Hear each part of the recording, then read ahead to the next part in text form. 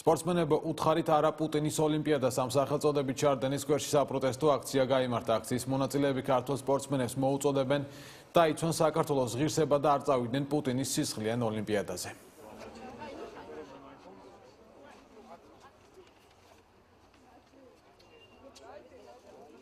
გამომდინარე იქიდან, რომ იქ მასპინძელი არის პუტინი და ეს არის მისი პირადი манипуляციებით მოპოვებული და ჩატარებული ოლიმპიადა საქართველოს იქ არ უნდა გამოვიდეს.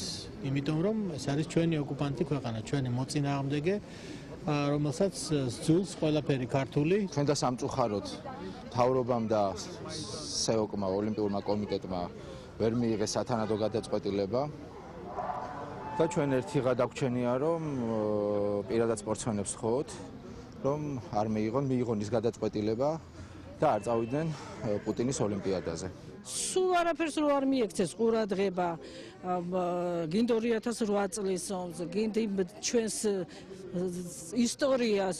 დღეს რაც ხდება უკრაინაში, იმის შემდეგ მაინც როგორ არ სცხვენიებ ჩვენ სპორტსმენებს რომ მიდიან.